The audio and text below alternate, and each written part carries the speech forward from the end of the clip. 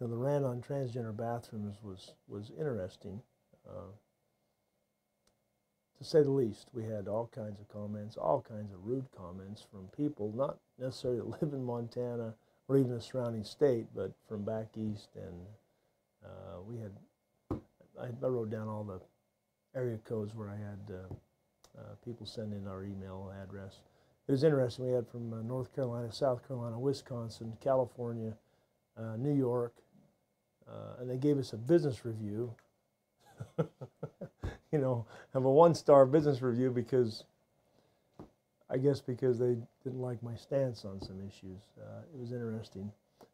And then the local news put a story out. Then the paper put a story out and put it here in Montana. And we got overwhelming support from hundreds of consumers that wrote in, that stopped by, talked to us, that actually came and showed their support by buying automobiles, which was interesting. That was kind of them.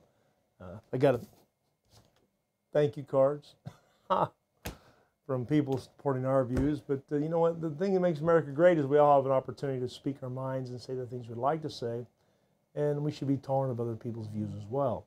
What I learned, however, if you strike a nerve with certain groups or special interest groups, they use your comments for a bully pulpit, not so much for a conversation or something that is beneficial to both sides. And they don't really want to have a conversation, I found out. They just want to bully. Hey, and again, like I've always said, we welcome anybody's comments, anybody's discussion.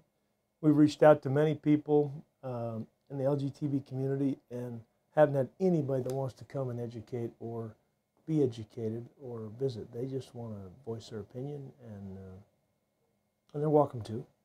But it'd be nice to have an open discussion.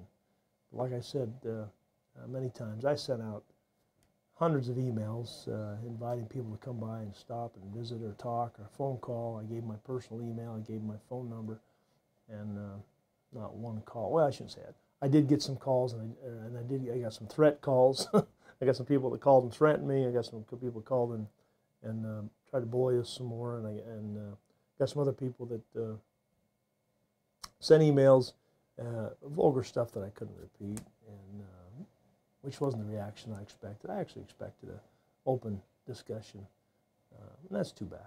You know, the worst threat I got was I was threatened that some guy actually called and left a voicemail. I kept the voicemail, and he said that if he ever sees me, he'll break all my arms and make sure that I can't lay hands on anybody in my store. Not that I ever wanted to lay hands on anybody, but that was the threat. I had another one that said I shouldn't be living, and if they ever came across my doorstep, they'd make sure I wasn't living, which was interesting.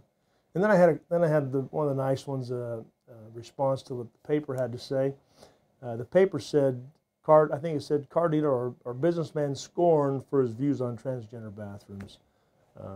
And the gentleman, one of the comments was, the headline should have read, car dealer receives huge support from his community because of his views on transgender bathrooms. So two ends of the spectrum there, pretty interesting. So that's my take. But if you don't agree with me, it's okay too. Because in the past, as you can see, a lot of people didn't agree with me. But I think more people did. And that's a nice feeling. And I'm a car guy, so I have pretty thick skin, so I don't get too ruffled. But there again, thanks for listening, and I hope we didn't offend anybody too much.